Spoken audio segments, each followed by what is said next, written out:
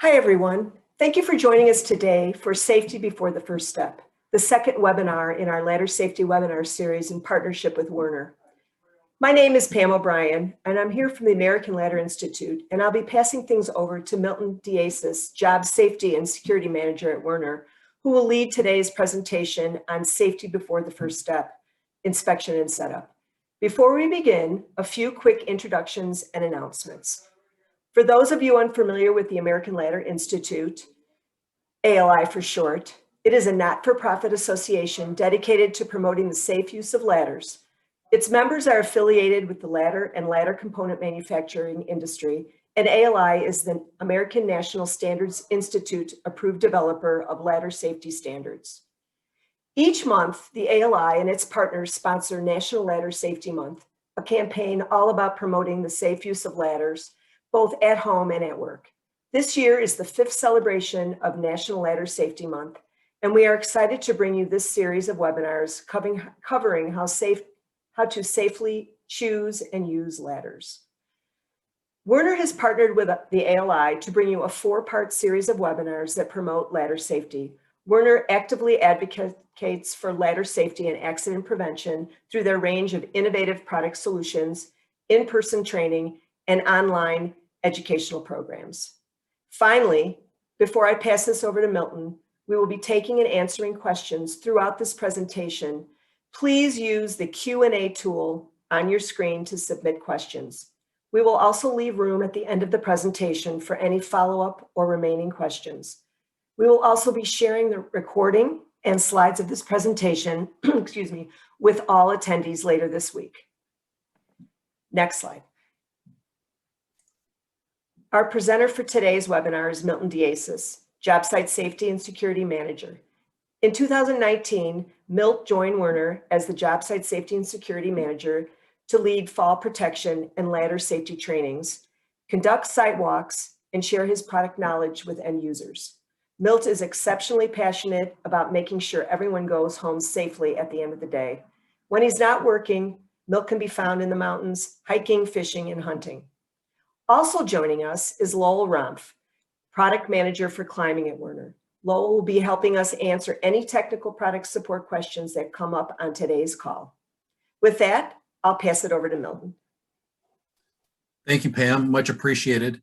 And welcome everybody to this 2 of 4 sessions of ladder training itself. And as you guys may remember, our first session was covered by Choosing Your Ladder by Mike Milton, the product manager from Werner products in itself. We will be going over ladder inspections, proper handling, and setup. At any time that you're inspecting a ladder or looking to set it up, it's important to acknowledge and understand what ladder you do have. There's obviously step ladders, which is what you have here. Oops. Let me get my cursor going here.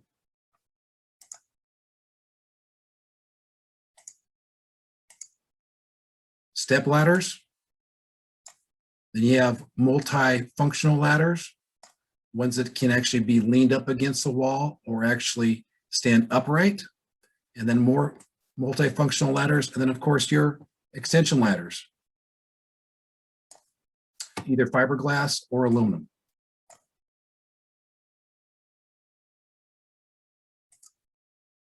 It's very important to understand the components of your ladder as well. And as you can see on the left-hand side, we have our step ladder, and there's different components to it. There's your plastic molded lock top, that's the top. You have your traction tread that's on each rung or each rail.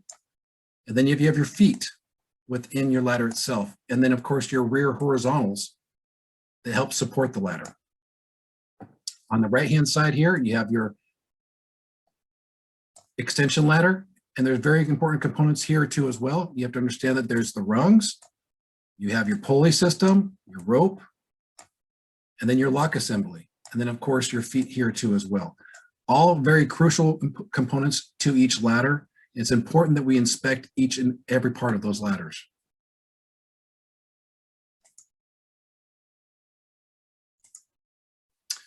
While inspecting your ladder, you want to walk it down from top to bottom and examine carefully for damaged or missing parts. We never want to use a bent or damaged ladder in the field or one that has been exposed to excessive heat or even acid. So when we're actually inspecting the ladder, we want to lay it down.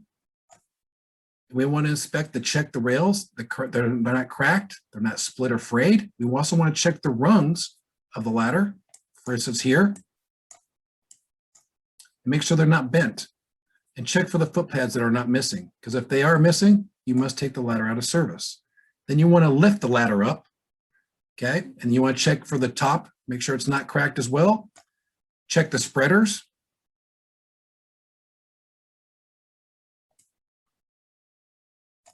Make sure they're not loose, and make sure all the components are intact. And of course, you want to check for the labeling system on each and every one of your ladders. If they are missing labels or not legible, you must take the ladder out of service or have them relabeled. Again, we want to lay it down. We want to lay it down. This gives you a better picture of what we're talking about. This is your feet right here. If any of those missing components of the feet are missing, you must take the ladder out of service. You want to check down the ladder and look for cracks or fraying or miscoloration. And then want to check the bracing too as well.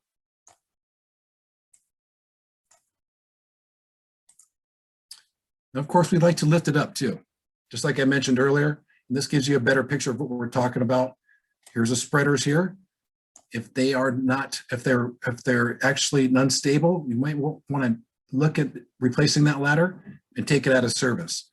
And also you want to look at the labeling. Here's a better picture of the labeling. And then of course, here is your lock system with a lever. And then here is your fly section that's on the top, and then your base section that's right here.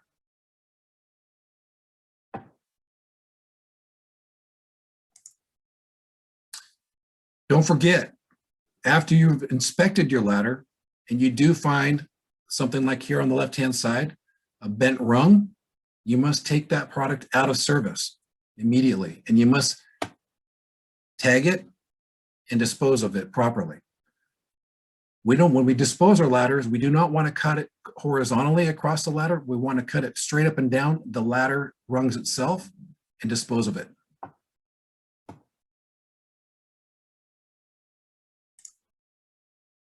Here's an inspection form. This is a great example of an inspection form that we have. You can download right from our website. You can go to wernercode.com and click on any one of our ladders, and you're going to be able to download this example of our inspection form itself. I'll walk down the inspection form with you. It gives you different examples. Here's one that's a step ladder. Second is the podium. And then of course the lean safe. You want to find out what size you have and mark down what size ladder you have. Maybe it's a 10-footer. Then is it fiberglass, aluminum, or wood? We're going to pretend it's fiberglass. I'm going to mark it. And then of course you're going to go down this checklist and see, is there the steps? Are they loose? Are they cracked or bent or missing? Yes or no? The rails, have they been cracked, bent, split, or frayed? Maybe no. Labels, are they missing? We can see the labels are here that are intact, so we're good to go. So again, you can walk, I'm not going to go down this complete checklist, but this gives you a great idea of what you can do. And then I also like to give a visual on what ladder I'm inspecting. So we want to circle the areas of damage. Pretend this one did not have the feet. So we circle the foot there, and maybe the top rail is cracked too as well, just to give it a quick reference. And then the actions that are down below are ladder tagged as damaged or removed from use, or ladder is in good condition. We're going to pretend this is a ladder that's in, we're going to tag it out and dispose of it.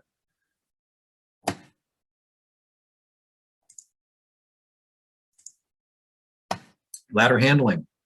Very important component to this is that we want to, yes. This is Pam. Before we move forward, I'd like to present a question that came through our chat box. And it pertains to the rubber feet. Are you allowed to swap the rubber feet to new ones? Wasn't sure how that would work since they are riveted into the ladder. Yes, Lo, would you like to handle that question? Sure. So in the case of the rubber pad itself, we offer a whole foot replacement kit. So the pad itself is riveted, like what was mentioned, but our recommendation is actually to replace the entire foot itself. I have one other question. Does the color of the ladder mean anything? Lo, would you like to handle this too as well? Yes, yes, I can. Very, very broadly, the answer is yes. Color signifies duty rating. Obviously, that is also included on our labels and ladder labels in general. So that would be the correct place to look. Also, colors can be used to identify a ladder's capability. Milt touched on multifunctional ladders. Typically, multicolored rails are signified as that the ladder would do something unique or different than a standard ladder.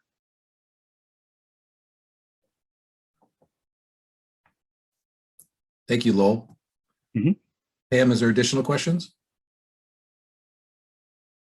No, there aren't at this time. Thank you very much. So back to ladder handling. We find it very important that we handle our ladders very carefully.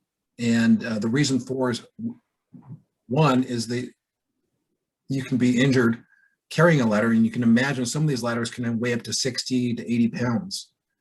And so we recommend that you balance the ladder on your shoulder, and then just like in the fashion of this picture right here, this gentleman is carrying the ladder and then stabilizing with his other arm.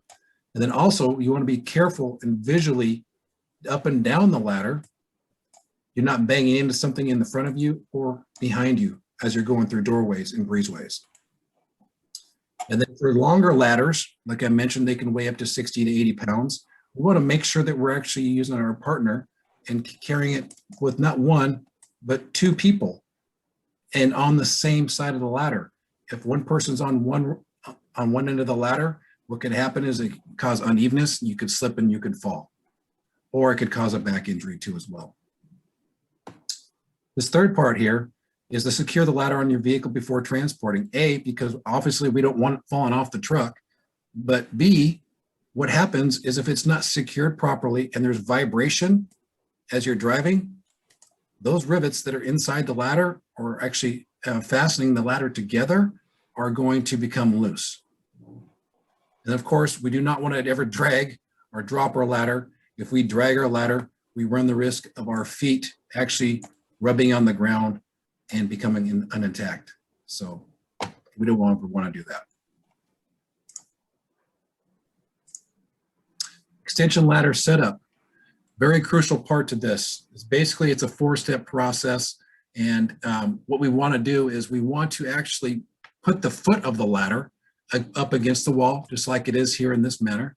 And then we want to walk it up. You can see as he's walking it up with his hands until it's fully against the wall vertically. Okay. And then what we're going to want to do when it's set fully vertical, we want to pull out the bottom part of this ladder about 1 foot for every 4 feet in length that its ladder is. So if this ladder is 8 feet, okay, from this point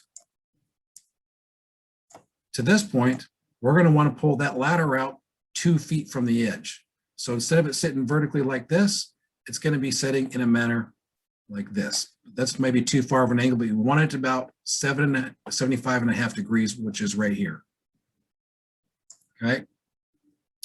Another easy way to gauge whether or not your ladder is set at 75 feet and a half degrees is to put your toes to the end of the ladder, the base of the ladder, which is right here, and then stand just like this gentleman is here, and then stand with your arms straight out in front of you and hold the rung directly in front of you.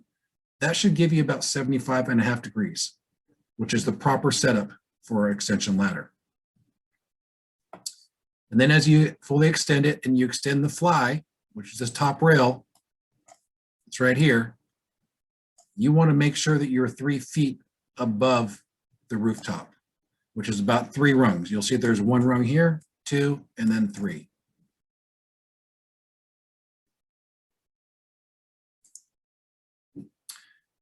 More extension ladder setup. it's important that we tie our ladder down so it does not slip from out the bottom or at the top. We want to stake down if it's on grass or dirt. As you can see in this picture here, they've actually staked it down to secure the footing so it does not slip from underneath them. Or there's actually a spur plate that is located, you can't see because it's in the ground right here, but there's actually little teeth that dig into the ground. And you want to make sure that that rubber footing is facing you, and that will actually give you the spur plate to go into the ground. This gives you a better picture of the spur plate, which is right here. You can see the teeth. You would actually set that in the same position of the ladder, just like it is in this picture right here. And you want to make sure that their surface is clean up, obviously, and make sure there's no gravel or rocks or dust that can make this ladder actually slip from underneath you.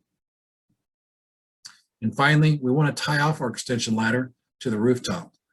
This one here looks like it's penetrated through the roof, but there's other options that you may be able to use too as well, such as bungee cord. You can bungee cord through each of this rung here, and then go ahead and use the end of the bungee cord to clip on to the gutter itself to prevent it from swaying back and forth.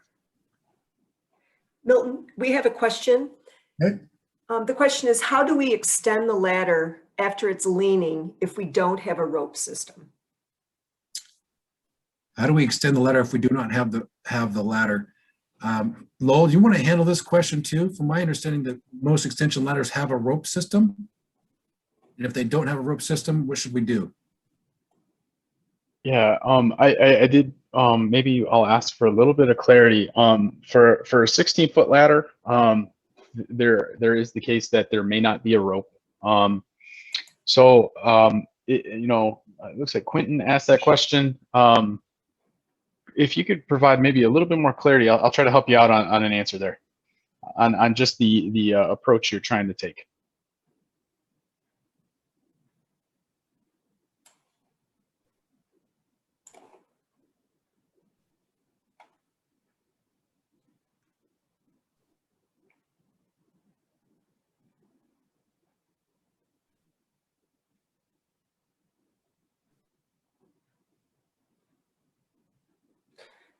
While we're waiting for Quentin, we could probably field this next question. Okay.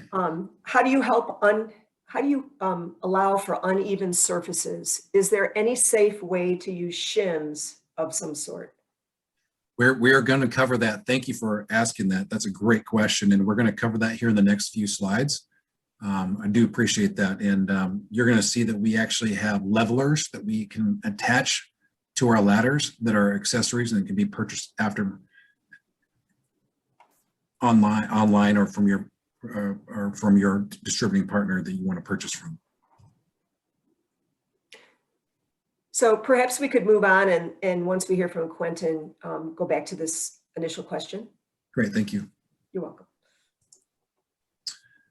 Okay, so some of the do nots. Okay, obviously we do not want to place the base of our ladder at the wall where it's sitting completely vertical, just like in this matter here. We spoke about the for every 4 feet we go out 1 foot. So if it goes up in this direction 4 feet, we go out in that direction 1 foot. So if it's an 8-foot ladder, we want to go 2 feet out. So that will help prevent that person from falling backwards. And then of course, when we're working under doorways or breezeways or even garages, we want to make sure that we actually tape off this section with caution tape, or maybe have a spotter that's there available, because we do not want somebody to open the door and then knock over or topple over the person that's climbing the ladder. The third is here. We don't want to use this as a bridge. We don't want to use our ladders as a bridge. There's a couple of different reasons. One is the person can actually slip through the rungs here or fall off the rungs, which can injure the person. And two, you could damage the ladder because it's not to be used in that fashion. And then fourth, we never want to drop or throw our ladders. It can definitely damage the ladder, weaken them, and of course, cause injury to other people. Okay, we do have some additional commentary on that initial question. Quentin said the picture did not have a rope, but you were instructing extension of the ladder after already getting the correct angle? Repeat that, please, again. Okay, the picture did not have a rope, but was Okay. instructed to extend the ladder after already getting the correct angle. Yes, so we want to make sure that we actually, when we pull the ladder out from the wall from the 4 foot to 1 or 75.5 degrees, right? Then when we pull it out from that distance, then you can go ahead and push up the fly of the ladder itself and then lean the ladder. Is that, I'm not sure if I'm answering the question correctly or not on that, but I'm envisioning what they're asking. Sorry about that. And Lowell, if there's something else you want to add on that, I would like to hear you chip in on that. Sure, and I'll comment to the pictures. The rope is in those pictures on the slide. It's just very hard to see and got cropped out on the third picture over. So anytime you're using a above 16-foot extension ladder with a rope, you would use that rope to extend and then lean the ladder to the egress or to the mounting surface that you're looking to access. So yeah, it was kind of a deceptive picture. We would recommend replacing the rope. If it's missing, it needs to be replaced. So I hope that helps. Okay, I have one more question. So if you are working really high up, do you tie off the ladder or to the building for fall arrest? Or to the building for fall arrest? So we're distinguishing climbing a ladder, and then do we need to add fall protection? Is that correct? Yeah, do you tie off to the ladder or to the building for fall arrest? You would tie off to the building for fall arrest. Okay, so for a fixed ladder, that's different. So these are not fixed ladders. So with a fixed ladder, you're going to want to tie it. In some cases, if it's 24 feet or higher on a fixed ladder, what's going to happen is you're going to have a cable and a cable grab, and you're going to be in your harness and you're going to traverse up that ladder. That's when you'll be tying off to that ladder in some cases, okay? Now, with a ladder that's not permanent, like a fixed ladder, you're going to not need fall protection at that time because you have the 3 points of contact as you're climbing up on the ladder. So there's two different distinguishing factors here. There's one that's fixed ladder, which these aren't fixed ladders, and one that is temporary, okay? So one was temporary. If you have 3 points of contact on that ladder, you will not need to use fall protection, okay? You can use fall protection if you like. You might need a davit arm over the top of the roof and you'd be fastened to the roof itself, but not the ladder.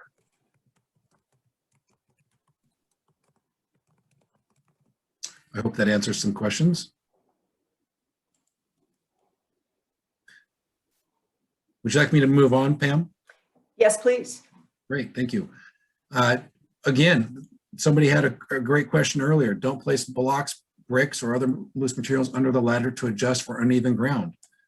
That question was just asked not too long ago. And then, of course, we never want to cut on the ladder as well because the vibration from the tool can loosen the rivets, and only that you can cut into the ladder and hurt the integrity of the ladder itself. Never place or use the ladder on slippery surfaces. Looks like there's somebody spilt some paint that's down here.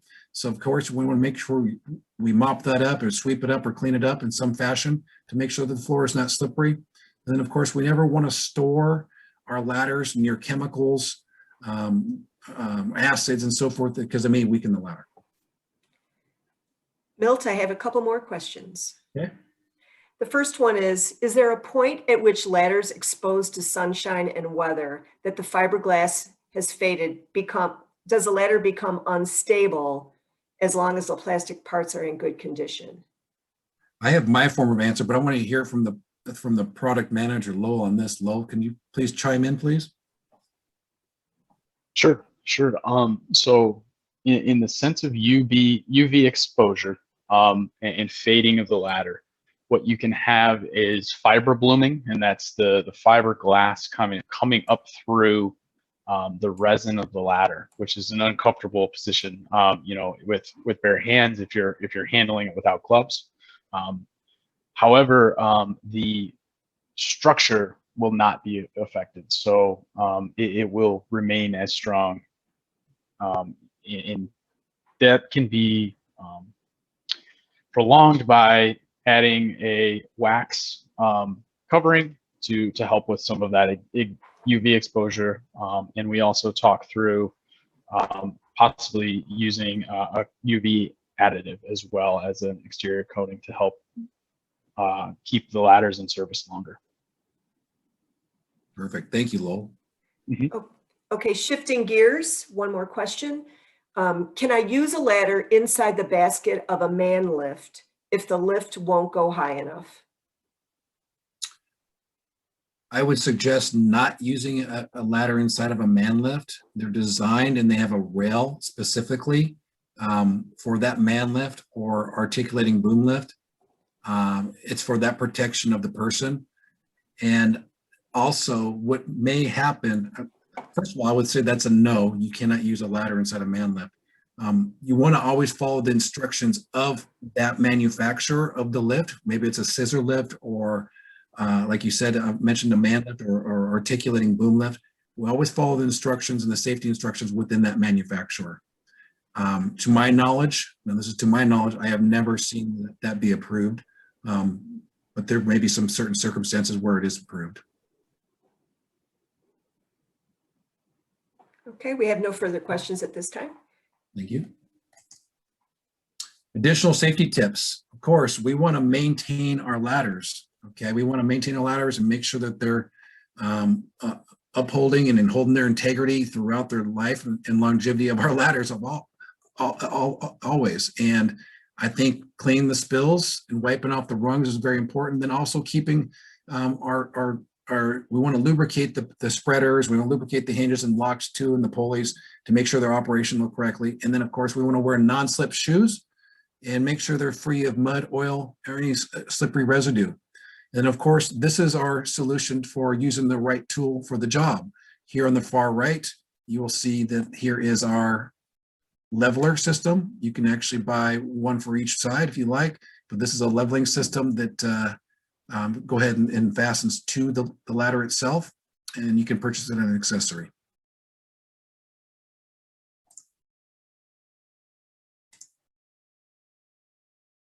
Any additional questions?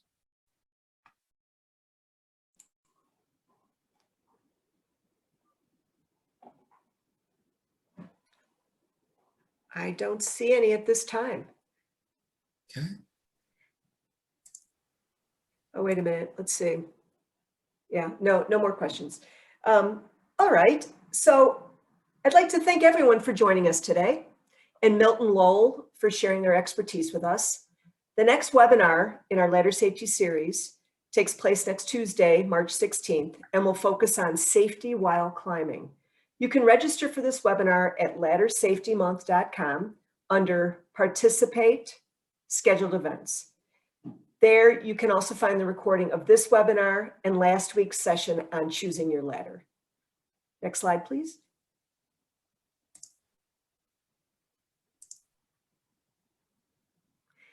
Before you go, please take note of the URLs on your screen. You can find more ladder safety resources, including free online training at laddersafetymonth.com and laddersafetytraining.org. Lastly, we will be sending each of you a follow-up survey. It will mean a lot to us if you could take a few minutes to provide us with your feedback on this presentation. So with that, happy National Ladder Safety Month, everyone, and thank you again for joining us today. Thank you for your time, everybody.